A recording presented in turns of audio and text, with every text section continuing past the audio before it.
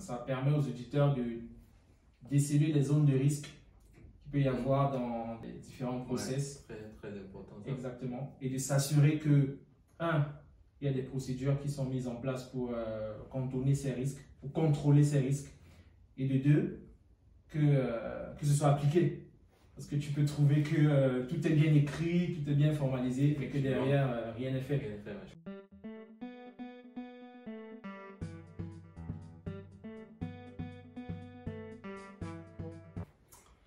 Bonjour Yvan. Bonjour Kevin. Déjà, merci de te prêter à cet exercice de l'interview. C'est moi qui te remercie de m'avoir invité. Tout naturel, merci. Donc, pour commencer, pourrais-tu te présenter pour ceux qui ne te connaissent pas? Ok, donc je suis Yvan Bissé, j'ai 29 ans. Actuellement, je suis en poste en audit financier dans un cabinet d'audit de Deloitte. Je ne sais pas si je suis autorisé à citer le nom de l'entreprise. En Big Four, c'est ce qui nous intéresse. Ok, c'est déjà fait.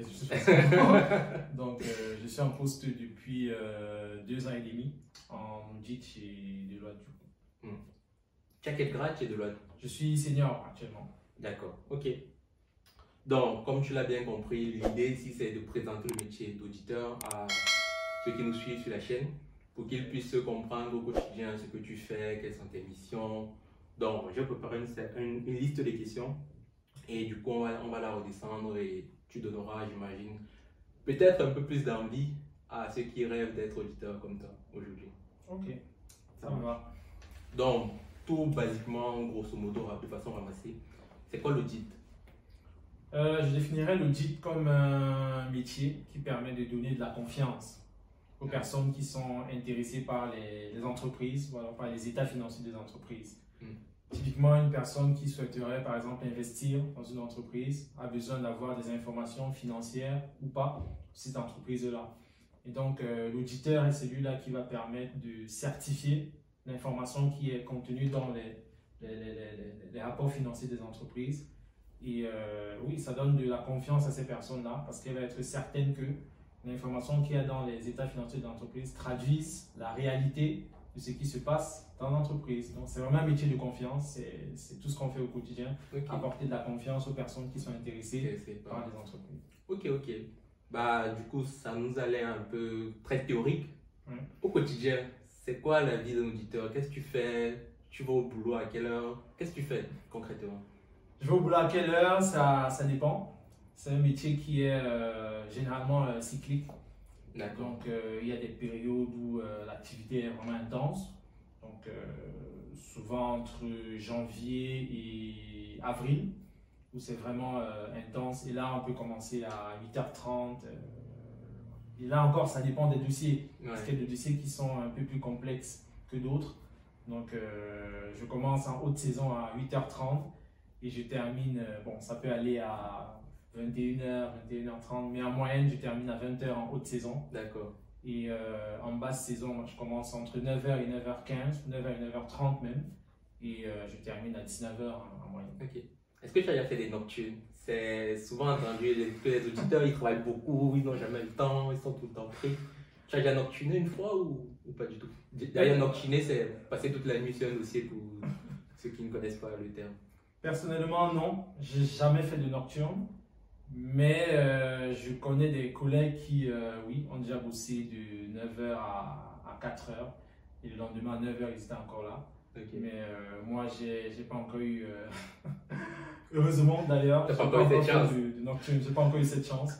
Par contre, j'ai déjà bossé les week-ends. D'accord. J'ai déjà bossé un samedi, je suis parti au bureau avec l'équipe pour travailler. Et ça m'est déjà arrivé quelques fois de travailler même un dimanche, donc en fonction des exigences de chaque dossier. Ok, ça marche.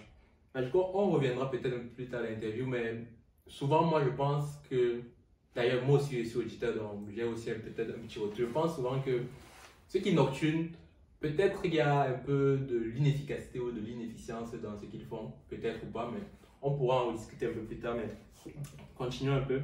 Donc, tu nous as dit que tu travailles de 8h30 à 21h, généralement en moyenne. Et donc là, tu nous as décrit ce qu'on appelle la busy season. C'est de quand à quand à peu près? La busy season, c'est de janvier à avril. C'est la période durant laquelle on audite les comptes de l'entreprise du 1er au 31 décembre pour les entreprises qui ont leur fin d'exercice au 31 décembre d'une année. Et ça prend beaucoup de temps parce que voilà, c'est toute une année de comptabilisation qu'il faut analyser. Et c'est aussi important parce que il y a des entreprises qui publient rapidement les rapports de compte. Les sociétés cotées. Exactement, les sociétés cotées qui publient rapidement. Et donc, ça nous laisse pas beaucoup de temps pour faire notre travail. Et ça peut nous amener à, comme je disais, à travailler les samedis ou alors pour d'autres, à travailler de 9h à 6h le lendemain. Donc, la busy season, c'est vraiment de janvier à avril. Mais honnêtement, j'ai envie de dire qu'il y a des personnes qui n'ont vraiment pas de chance. C'est vrai qu'on dit que généralement le métier est assez cyclique, mais il y a des personnes qui, voilà, la busy season c'est de janvier à août, carrément. Je ne sais pas si tu as prévu qu'on en parle, mais il y a des personnes qui travaillent toute l'année. La busy season c'est toute l'année. Ok. Mais du coup, avant de revenir, peut-être, est-ce que tu peux nous dire c'est quoi les différentes étapes d'un audit avant d'arriver à la busy season? Il y a peut-être un travail en amont que l'auditeur est censé faire. Il y a plusieurs étapes. Généralement, la première étape c'est ce qu'on appelle la phase de contrôle interne. Donc, les auditeurs vont aller dans les entreprises, clients, pour analyser les différents process. Donc, ça peut être par exemple le process de comptabilisation, je sais pas moi, d'une facture fournisseur. Donc, l'auditeur va se pencher sur la procédure de comptabilisation. Donc, va discuter avec la personne qui est en charge de ce process-là. Ça peut être une personne ou plusieurs personnes qui peuvent intervenir sur un même process. Donc, c'est cette phase, dans cette phase, on apprend vraiment à connaître l'entreprise. Je trouve que c'est une phase vraiment intéressante parce que tu comprends vraiment comment l'entreprise fonctionne dans son secteur d'activité et les différentes interactions qu'il peut y avoir entre plusieurs postes dans l'entreprise. Donc, c'est hyper intéressant parce qu'on discute avec les collaborateurs, ils nous expliquent vraiment ce qu'ils font au quotidien. Et durant cette phase, ça permet aux auditeurs de déceler les zones de risque qu'il peut y avoir dans des différents process. Très important. Ça. Exactement. Et de s'assurer que, il y a des procédures qui sont mises en place pour contourner ces risques, pour contrôler ces risques. Et de deux, que ce soit appliqué. Parce que tu peux trouver que tout est bien écrit, tout est bien formalisé, mais que derrière, rien n'est fait. Tu vois, c'est écrit quelque part comme le directeur financier, je dis n'importe quoi. Pour valider un paiement de supérieur à 1 million, le directeur financier doit poser sa signature. C'est bien écrit quelque part, mais dans les faits, c'est exactement. Donc, on s'assure qu'il y a des process, que ces process sont bien mis en place et qu'ils sont bien appliqués. Et c'est hyper intéressant parce que c'est beaucoup d'échanges. Donc c'est assez basique. On prend des rendez-vous avec des collaborateurs et on va discuter avec eux. Très honnêtement, les premières fois, c'est très compliqué. Ah oui, j'imagine. En face de toi, tu as un collaborateur qui, ça fait peut-être 4 ans qu'il fait ce métier, donc il maîtrise parfaitement ce qu'il fait. Donc il va rapidement, il parle avec des sigles que parfois tu ne comprends pas.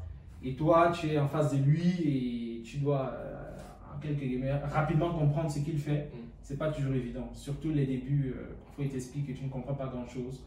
C'est derrière quand tu vas te poser, relire un peu tes notes. C'est très important de prendre des notes dans cette phase. Parce que mais là, dans ce type de situation, tu es vraiment accompagné d'un collègue un peu plus expérimenté qui a peut-être un historique sur le dossier, peut-être il connaît un peu plus de trucs. Exactement. J'imagine, on te lance pas comme ça tout droit dans le bas. C'est un peu catastrophique. Quoi. Effectivement, au début, tu es accompagné par un senior ou un manager en fonction du cycle que tu audites. Et ça te permet de voir un peu son approche, comment il fait. Et généralement, le senior tient un peu le lead sur l'entretien. Et le junior prend des notes. Donc ça t'apprend aussi à écouter, à prendre rapidement des notes, à écouter, voir comment le senior pose des questions. C'est vrai qu'au début, tu es accompagné quand même. On ne te lâche pas directement. D'accord. Donc, si je résume, tu as une phase de compréhension à peu près de la société, comment elle fonctionne. Tu as la phase de contrôle interne. Et ensuite, c'est quoi? Ensuite, en fonction des dossiers, il y a ce qu'on appelle le pré-final.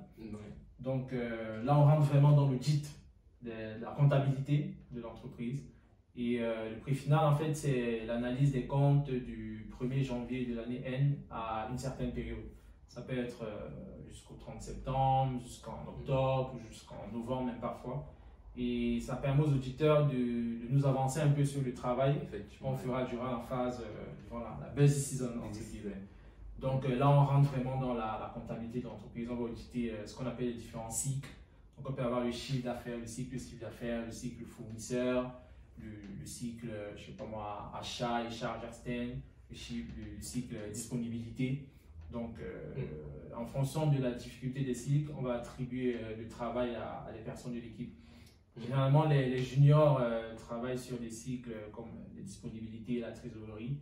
Et les personnes un peu plus expérimentées travaillent sur des cycles un peu plus complexes comme par exemple le chiffre d'affaires ou alors les impôts, ce genre de choses. D'accord, ok.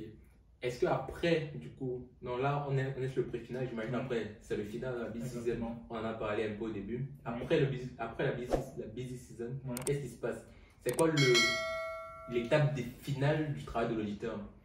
Il fait tout ça pour arriver où en fait? Comme je le disais au départ, notre métier permet de donner de la confiance aux personnes qui sont intéressées par les états financiers.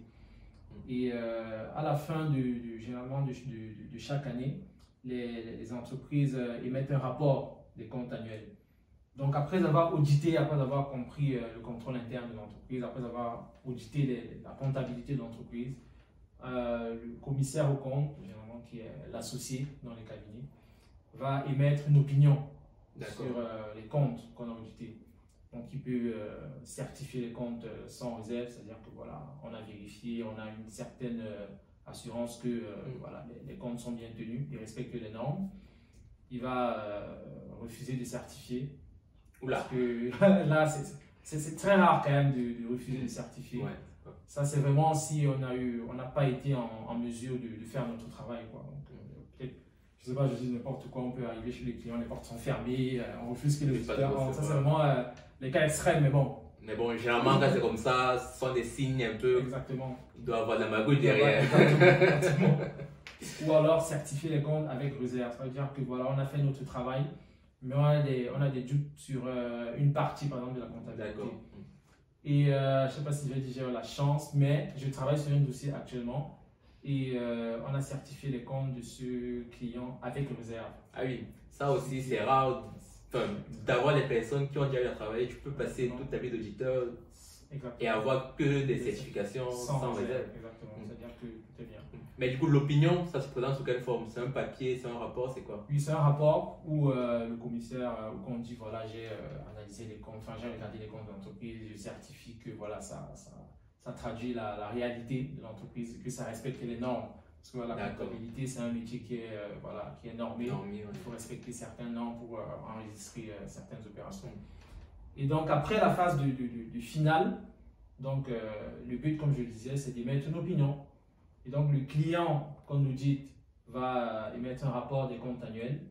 Et le but derrière, ce qu'on fait, c'est de s'assurer que ce que le client renseigne dans son rapport des comptes annuels, bah, ça traduit ce que nous on a validé derrière dans notre travail final. Donc on va lire le rapport des comptes annuels du client et vérifier s'il n'y a pas, ça peut être même des fautes d'orthographe, des fautes de grammaire, vérifier si les chiffres sont corrects, si c'est vraiment ce qu'on a validé dans nos travaux. Et après, une fois que c'est fait, la busy season est terminée et on peut prendre des vacances. Donc, pour résumer, pour être sûr d'avoir bien compris, du coup l'auditeur, tout ce qu'il va faire là, c'est pour à la fin signer un bout de papier. Enfin, c'est un peu réducteur, mais c'est un peu ça. C'est exactement ça. Mais là, une fois de plus, je caricature, mais c'est pour montrer l'importance du travail qu'on doit faire en amont pour pouvoir être capable de signer ce document. On ne signe pas juste pour signer, on signe parce qu'on sait que les différents membres de l'équipe ont mené un certain nombre de procédures. Comme tu l'as cité, l'intérim, le contrôle interne plutôt, le pré-final, le final. Exactement. Et même contrôler le rapport annuel des comptes de la société. Exactement. Parce qu'il peut y avoir des divergences, comme tu l'avais dit. Pour signer les comptes, ça prend 5 secondes à la société. Mais le travail qu'il y a derrière, lui, il est énorme. C'est comme Usain Bolt. Enfin, la course de 100 mètres, ça fait moins de 10 secondes. Mais le travail qu'il y a derrière pour faire moins de 10 secondes, pour faire un 100 mètres, c'est énorme. Exactement. C'est à peu près. En tout cas, la métaphore, la comparaison est parfaite. Mais du coup, là, il y a eu l'intérim, il y a eu le pré-final, il y a eu le final. Tu travailles sur une seule société, c'est pas long. Pourquoi c'est si contraignant que ça? Est-ce que tu travailles sur plusieurs dossiers en même temps? C'est une seule société. bah, je ne trouve pas le caractère, je sais pas, contraignant du métier. Ça aurait été facile, c'était justement une société, mais non, c'est pas une société. Okay. Moi, j'interviens sur...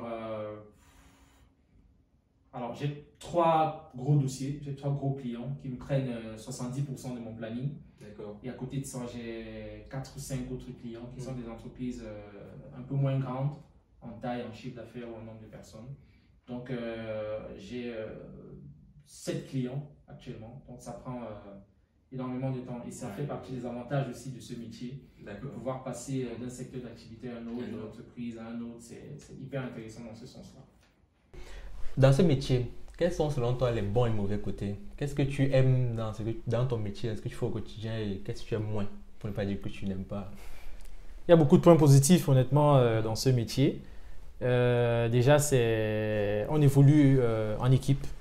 Donc, c'est hyper intéressant parce que tu n'es jamais seul. Ouais. Enfin, tu n'es presque jamais seul.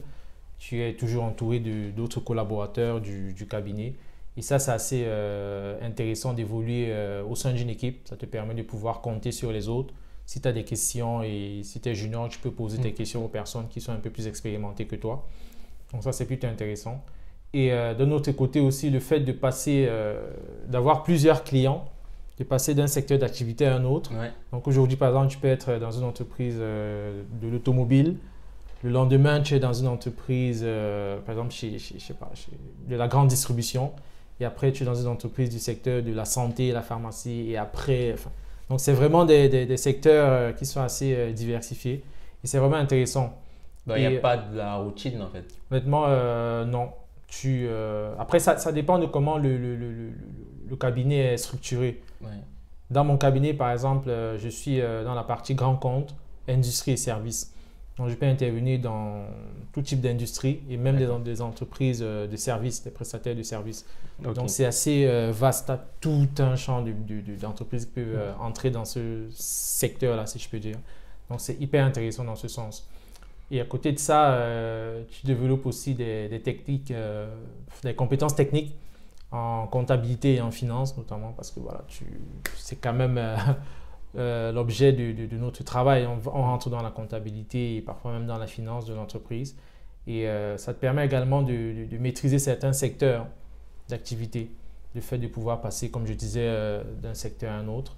Et à côté de ça, on développe aussi des soft skills, la rigueur, parce que voilà, quand on manipule des informations chiffrées, voilà, il faut être hyper concentré. Si tu oublies un zéro… Exactement, c'est pas pareil. C'est pas pareil.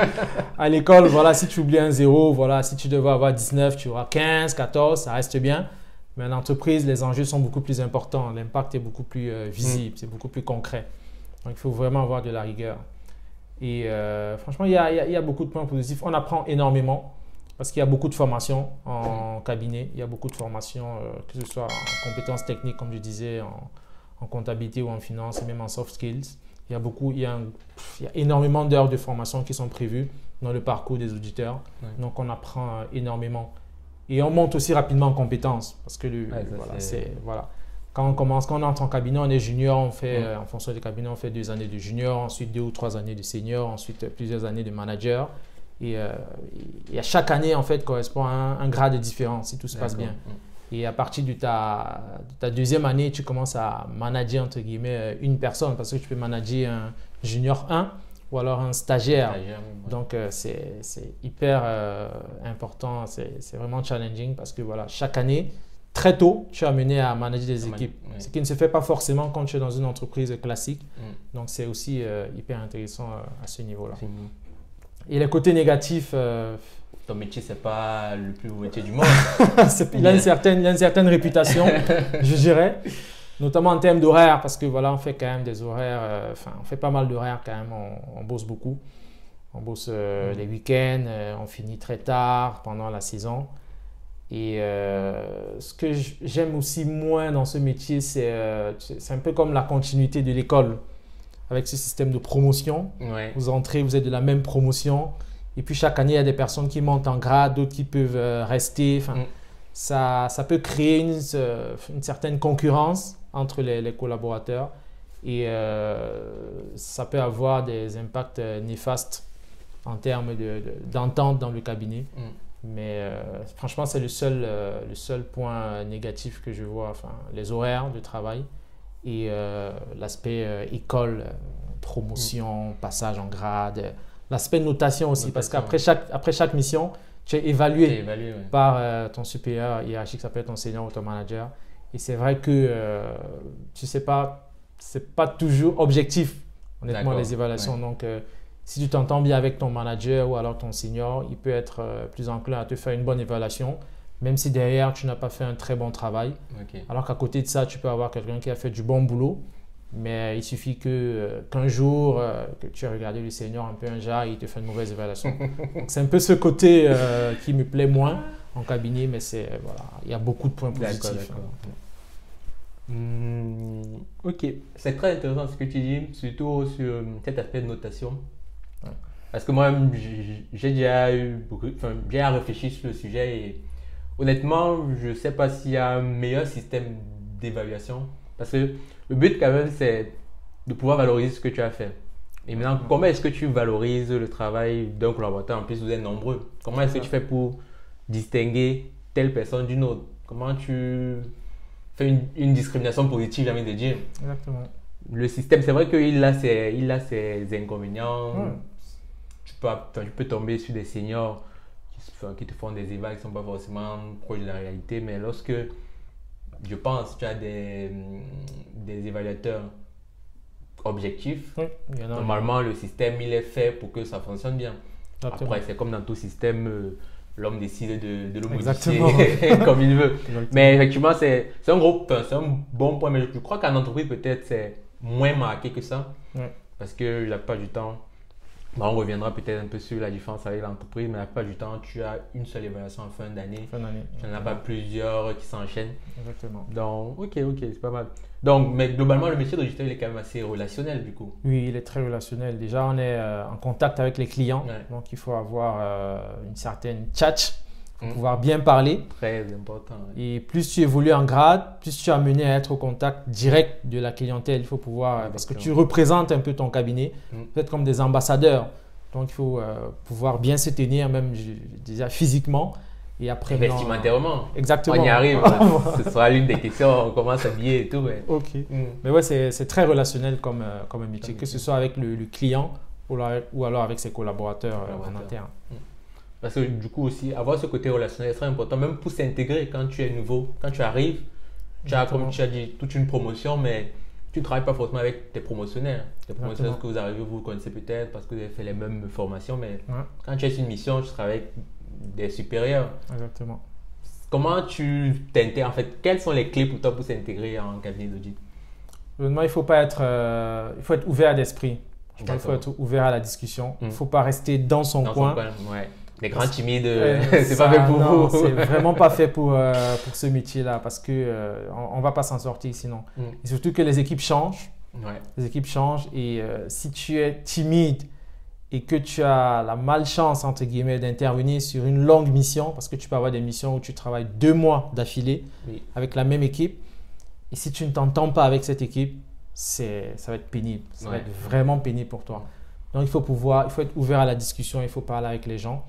Il faut s'intéresser aux autres personnes, pouvoir avoir des sujets de discussion. Bon, pour les garçons, c'est souvent facile. Il y a le sujet qui revient, le football, le sport. Donc, c'est facile. C'est facile, ouais. Donc, ça peut être des tips. Hein. Franchement, moi, j'adore le foot. Donc, c'est toujours un sujet que je mets sur la table.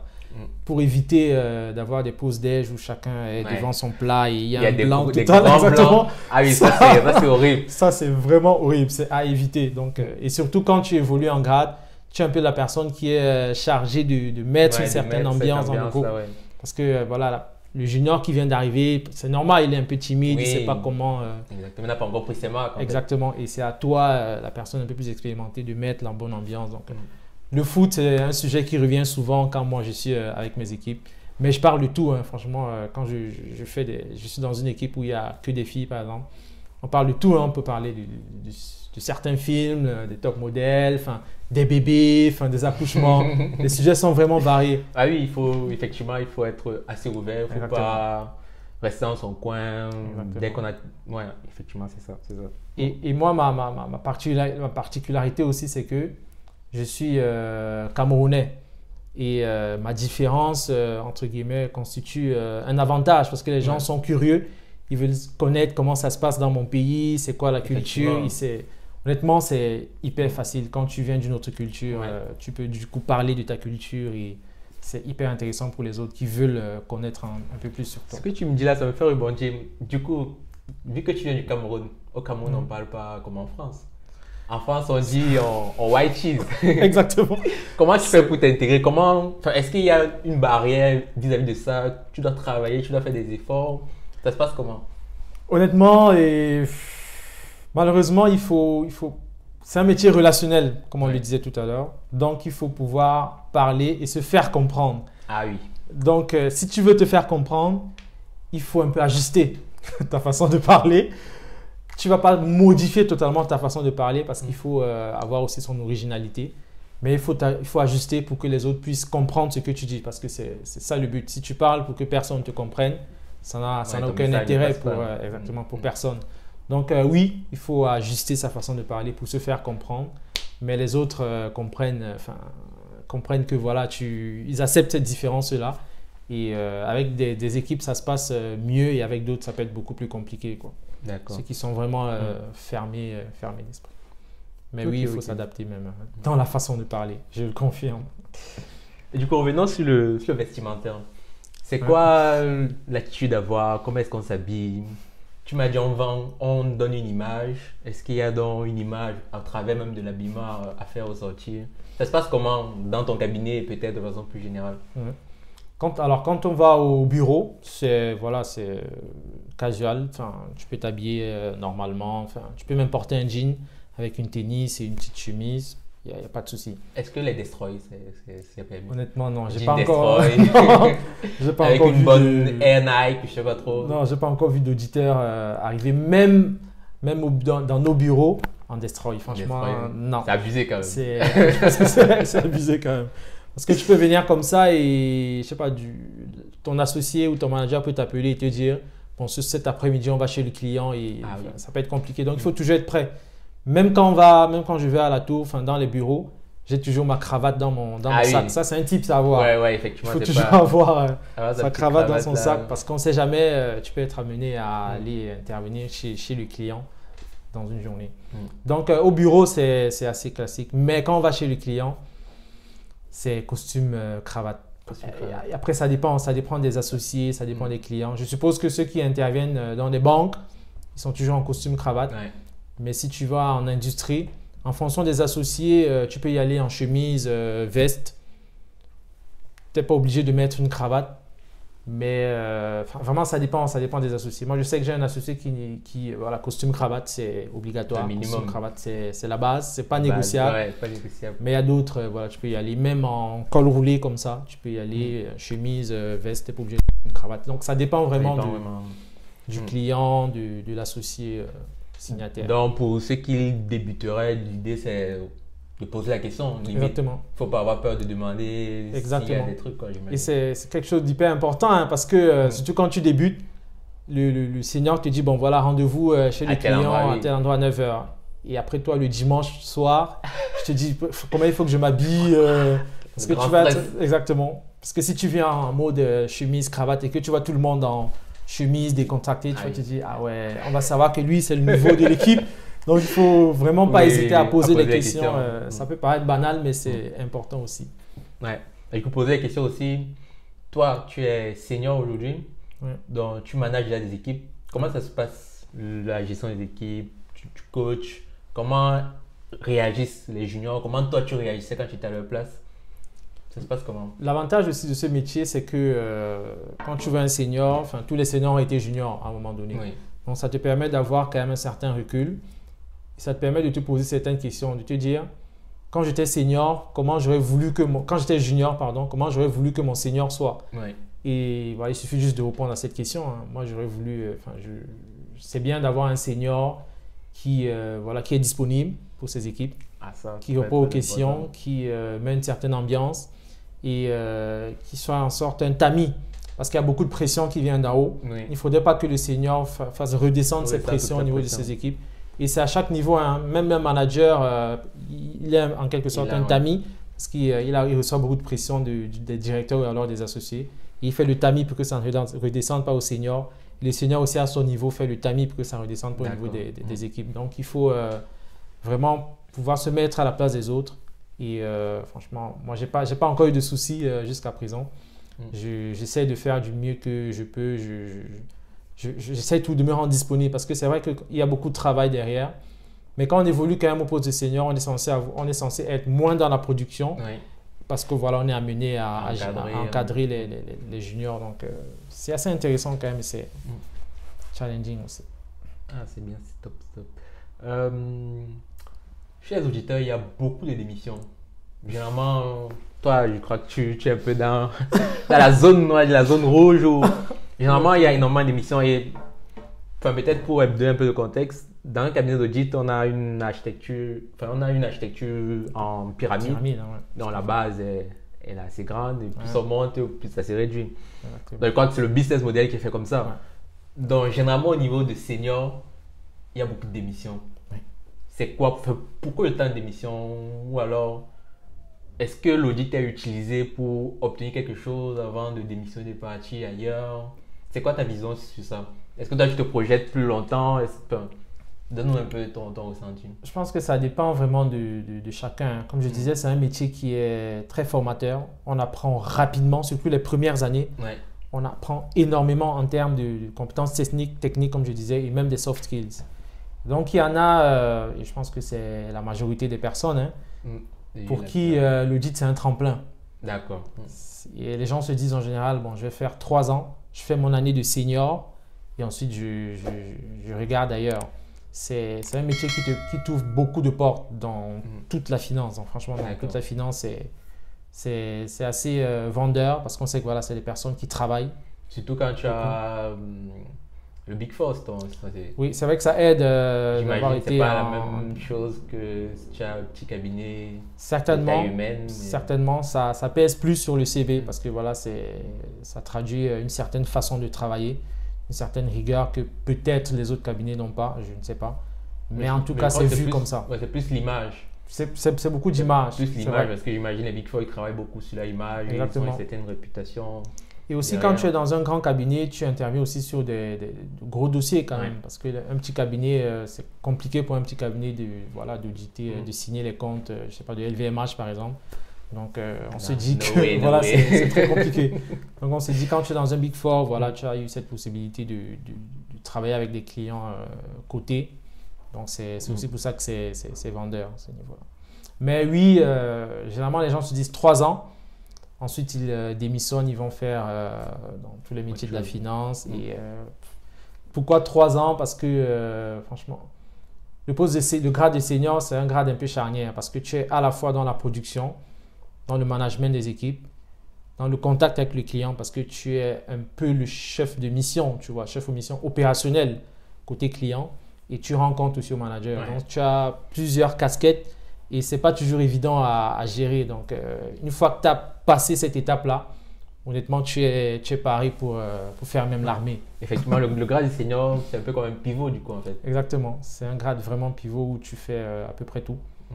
Et généralement, les gens se fatiguent justement après le grade de senior et ils partent. Ouais, généralement, l'année de senior, c'est une année difficile.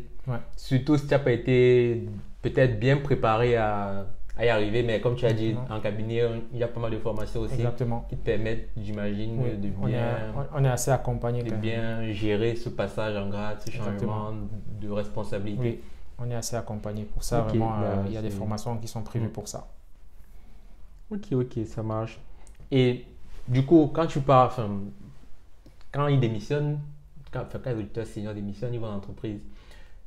Tu as fait des stages, j'imagine, en entreprise. C'est quoi la différence entre le fonctionnement d'un cabinet et le fonctionnement d'une entreprise selon toi? Déjà, quand tu es dans une entreprise, tu n'es pas externe. Tu travailles pour une seule entreprise, donc pour l'entreprise pour laquelle tu travailles. Un auditeur, il est externe, donc il intervient auprès de plusieurs entreprises. Donc, il n'a pas forcément cet attachement que toi, tu pourrais avoir à ton entreprise. Si tu travailles, par exemple, chez BMW, tu es un passionné du véhicule, tu as cet attachement à l'entreprise. Tu as une culture d'entreprise exactement. Plus forte, j'imagine que... Exactement. Mais en cabinet, je ne sais pas s'il faut parler de culture de cabinet, tu vois. Enfin, vu que la plupart des gens viennent pour repartir après 3, 4, 5 ans, la culture d'entreprise n'est pas forcément, c'est pas la plus ancrée dans les cabinets. Oui. Donc, je pense qu'il y a une différence à ce niveau-là. Et aussi en termes d'augmentation, même je dirais salariale. Parce que en cabinet, comme on passe en grade chaque année, le salaire augmente aussi chaque année. Donc ça, c'est aussi un avantage. C'est un avantage vraiment en cabinet. Parce que, finalement, le caractère scolaire, c'est bien. C'est bien. C'est bien, ça c'est l'avantage. Ça, c'est l'avantage. Parce que quand tu passes en grade, le salaire aussi suit la même logique. À l'entreprise, c'est moins parlant que ça. Tu peux passer 3 ans sur le même poste sans augmentation. Alors qu'en cabinet, c'est souvent ce qui est fait quand 2 personnes d'une même école sortent. Et tu as une personne qui va, je sais pas moi, en contrôle de gestion dans une entreprise et une autre qui va en cabinet d'audit. Souvent, tu peux trouver le contrôle de gestion a un salaire un peu plus élevé à l'entrée. Mais après 3 ans, on se rend compte que l'auditeur, il va beaucoup plus vite. Donc, il faut être patient. Il ne faut pas rester braqué et regarder son salaire à l'entrée. Il faut vraiment avoir une vision long terme parce que ça augmente rapidement. Ça évolue rapidement. C'est ça un peu les différences qu'on peut retrouver entre le cabinet et l'entreprise. Là, on entre dans la dernière partie de notre interview. On va peut-être sortir avec 3 ou 4 dernières questions. La première, c'est sur ce côté relationnel là où il faut avoir la chat, de la chat.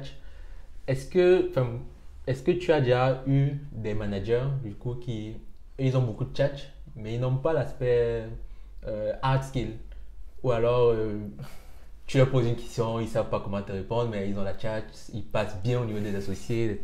Est-ce que tu as rencontré ça depuis que tu es en audit? Oui, franchement, il y a de tout. Hein. Franchement, il y a de tout. Il y a des personnes qui sont hyper techniques, franchement, comptabilité, finance, calées. Ça, il n'y a pas de souci. Et qui ne savent pas discuter, qui ne savent pas tchatcher. Donc, ces personnes-là évoluent parce que elles sont compétentes sur le plan technique. Mais souvent, il y a un plafond de verre. Parce que pour arriver à un certain niveau, il faut avoir ce côté relationnel-là pour être directeur ou alors associé. À côté de ça, oui, tu as des personnes qui sont un peu moins techniques, mais qui savent parler. Je peux poser une question à cette personne, elle ne connaît pas la réponse, mais la façon avec laquelle elle va t'expliquer le contexte, tu vas te dire, waouh, c'est un génie. Pourtant, il n'a pas répondu à ta question. Il n'a rien dit en fait. Mais il a tourné, il t'a parlé d'un autre sujet qu'il maîtrise. Souvent, ces personnes-là, elles ont 2-3 sujets qu'elles maîtrisent. Tu lui poses une question sur X, il te parle du sujet Y que lui, il maîtrise. Et il va te le dire avec des mots tellement compliqués, des mots, il va bien te le dire que tu vas penser qu'il maîtrise alors que non. Et quand tu vas aller te rasseoir devant ton PC, tu vas te dire, mais il n'a pas répondu à ma question en fait. C'est foutu de moi. Donc il y a de tout, hein, il y a de tout en cas. Mais ces personnes évoluent également parce que c'est très important d'avoir aussi de la chat. Parce que, alors je ne dis pas que ces personnes ne sont pas compétentes techniquement, hein, elles ont la base, elles comprennent au moins le métier, mais elles ont beaucoup plus de chat. Et ces personnes généralement arrivent à associer. Hein, parce que pour être associé, il faut pouvoir ramener des clients. Et je suppose que pour ramener des clients, il faut pouvoir discuter avec les gens, il faut pouvoir appâter un peu les gens. Donc, c'est une compétence très recherchée à partir d'un certain grade, ça c'est sûr. Parce que c'est très intéressant ce que tu dis, parce que les Camerounais et même les Africains, si on veut un peu extrapoler, sont reconnus pour être bons techniquement. Mais il leur manque souvent ce petit côté chat là qui va leur faire casser peut-être ce plafond de verre qu'il a au-dessus de la tête. Est-ce que tu as le même constat que moi peut-être? C'est vrai, franchement c'est vrai. Techniquement, on est toujours très bon. On a souvent de très bonnes évaluations à ce niveau.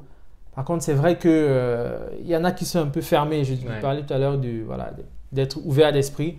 C'est facile à dire être ouvert d'esprit, mais ce n'est pas toujours évident au quotidien parce que tu peux intervenir auprès d'une équipe où les gens sont vraiment hyper cultivés.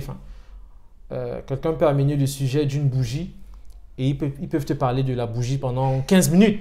Genre la bougie, tout ce qu'il y a derrière la bougie. C'est pour éclairer, c'est ça. C'est pour ça. Et puis c'est tout, un Camerounais va se dire ça, mais la bougie, quand NIE a coupé le courant, moi j'ai dit la bougie, c'est tout, ça s'arrête là.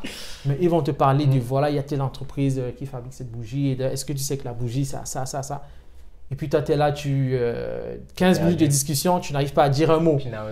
Les gens peuvent penser que tu es timide, alors que pas forcément. Tu peux être quelqu'un d'ouvert d'esprit, mais tu sais pas quoi dire sur tous les sujets. Donc, ça peut être compliqué également à ce niveau. Et ouais, je pense que c'est quelque chose sur lequel en tout cas, moi, je travaille parce que je dis pas. Ça m'arrive aussi de bloquer, d'avoir des blancs sur certains sujets.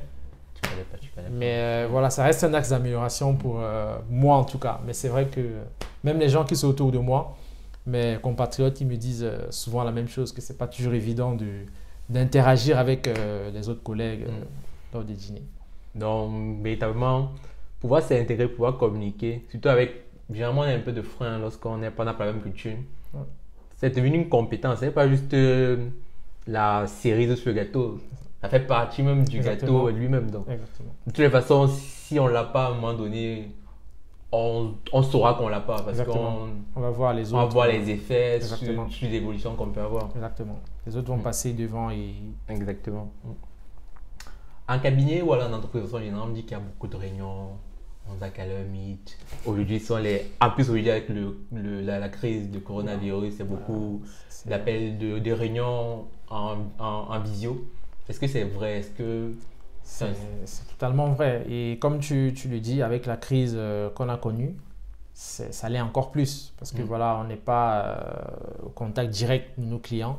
Donc, tout passe par téléphone ou alors par call, Skype, Teams. Je pense que franchement, aujourd'hui, tout le monde connaît Teams, tout le monde connaît Skype. C'est des trucs qui sont utilisés beaucoup plus aujourd'hui par rapport à il y a 2 ans, il y a 2-3 ans. Donc, oui, il y a beaucoup de calls. Même de façon générale, il y a beaucoup de calls.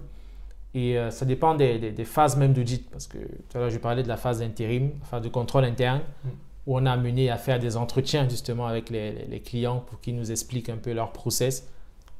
Forcément, la journée du travail, c'est meeting à 9h avec X personnes du service achat, meeting à 12h avec Y du service compta, meeting à 15h. Enfin, en fonction des périodes, il y a beaucoup plus de réunions. Et en phase de finale et de pré-finale, on a aussi des réunions, mais un peu moins quand même qu'en phase d'intérim. Ça, c'est, après, ça dépend encore des dossiers, mais sur mes dossiers, j'ai beaucoup plus de réunions en phase d'intérim. Et en phase de finale et de pré-finale, on a un peu moins de réunions. Mais là, du coup, là, ce sont les réunions avec le client. Mais est-ce que déjà en interne même, il y a aussi beaucoup de réunions? Est-ce que ces réunions souvent sont pertinentes? Est-ce qu'il y a de l'efficacité derrière? Parce que moi, j'ai soit l'impression qu'il y a des réunions qui prennent 2 heures alors qu'on avait 2 choses à se dire. Et voilà. Il y a des réunions aussi en interne, encore avec la crise qu'on a connue. Des réunions qui sont importantes parce que pour un junior qui intègre un cabinet, tu fais du télétravail, c'est hyper compliqué, surtout dans ce métier. C'est la pire façon de commencer. Exactement. Ça a été hyper difficile et donc c'est franchement obligé d'organiser des réunions pour ces équipes, des points réguliers. Enfin, je dirais même chaque jour on organisait. Enfin, moi sur mes dossiers, j'organisais des points tous les jours avec mes équipes à 12h, entre 12h et 12h30 pour savoir comment tout le monde avance, est-ce qu'il y a des questions. Et, enfin, ça permet au moins aux gens de se libérer. Et après, il y a des points aussi un peu plus informels. 1 fois ou 2 fois par semaine, on s'appelle entre 17h30 et 17h45, 15 minutes pour discuter de tout et de rien. Parce que voilà, c'est vrai que quand on est devant son ordinateur, c'est impossible d'être concentré de 9h à 18h. Donc parfois, il faut relâcher un peu la pression. Donc, on organise aussi. J'organisais des calls personnellement avec mes équipes de 15 minutes où on parlait de foot, de tout et de rien. Donc, oui, il y a des calls. En interne, franchement, j'ai eu la chance il n'y a pas beaucoup de calls qui soient inutiles. Honnêtement, sur mes dossiers, tous les calls, il n'y en a pas beaucoup déjà de calls en interne. Donc, c'est vraiment si on a un sujet vraiment particulier à revoir, ou alors des points quotidiens qui sont prévus sur toute la durée de l'intervention. Mais on n'a pas de points de 2 heures qui soient inutiles. Ça, j'en ai pas encore connu, heureusement. Ce que tu dis là sur les points prévus, du coup, ça veut dire qu'il faut quand même aussi être super organisé en audit. Oui. Ça aussi, je crois que c'est un élément Exactement, hyper important, l'organisation de façon générale, que ce soit dans le temps, que ce soit dans les missions, les différentes dates d'intervention, planifier tout ça. La mission, elle s'organise bien avant le premier jour de l'intervention parce que déjà, il faut avoir les équipes, il faut trouver les personnes avec qui on va travailler, il faut organiser le travail, le programme de travail de chaque personne, c'est ça. Enfin, surtout le senior, il ne commence pas le travail le lundi comme le junior, par exemple. C'est sûr que non. Parce que, voilà, bien avant, sinon... Bien avant, c'est ça. Sinon, il y aura un problème d'efficacité, ça c'est sûr. Grosse phase de planification à faire. Il faut le programme de travail de chaque junior. Enfin, si tu as 3 juniors, il faudrait que tu répartisses le travail en fonction des appétences. Enfin, après, même quand tu divises le travail, tu ne connais pas les personnes. Souvent, ce qu'on fait, c'est qu'on va sur LinkedIn. Hein. On va sur LinkedIn. Les gens, exactement. Ça peut arriver. On va se dire, on se dit, telle personne a un master CCA, donc elle est peut-être plus technique que telle autre personne qui a fait une école de commerce, un peu master finance. Donc, tu sais que voilà, elle va comprendre certains sujets beaucoup plus rapidement que d'autres. Donc, c'est vraiment pas pour fouiller dans la vie des gens. Non, c'est vraiment LinkedIn, uniquement LinkedIn. On ne va pas sur Facebook ou Instagram, rapidement pour voir le parcours de la personne. Ah ouais, c'est sûr que ça demande de l'organisation quand même. C'est très organisé. Ok. Bah, top. Bon, je crois que là, on arrive au thème de cette interview. Déjà, merci beaucoup, Yvan, pour t'être prêté à cet exercice. Ce n'est pas forcément un exercice le plus évident, en plus derrière une caméra. Donc... Exactement. Mais merci à toi, en tout cas. C'est toujours un plaisir pour moi de parler de ce métier, qui honnêtement est un beau métier qui est très formateur. Donc, franchement, moi, je conseille toute personne qui voudrait évoluer en finance de réfléchir à l'audit, de passer par l'audit parce que c'est vraiment formateur. On apprend énormément en très peu de temps. On monte en compétences rapidement et ça se vend super bien sur le marché de l'emploi. Donc, réfléchissez bien à commencer par la phase audit. Je ne vends pas seulement mon métier, mais c'est vraiment connu. Il prête toute sa paroisse. Pas du tout, vous verrez. Quand vous allez faire 1 an d'audit, vous verrez les chasseurs de tête sur LinkedIn vous écrire bonjour. Ah oui, donc là, tu me dis que ton téléphone sonne tout le temps. Quoi. Oui, ça n'arrête pas. Ça n'arrête pas. Ça n'arrête pas de sonner. Mais oui, c'est très formateur. Il ne faut pas hésiter. Ok. En tout cas, une fois de plus, merci. Et j'espère que ces quelques minutes avec Yvan vont vous donner beaucoup plus d'éléments concrets sur le métier d'auditeur. D'ailleurs, j'ai fait pas mal de vidéos sur le métier d'auditeur. Je vous les remets là.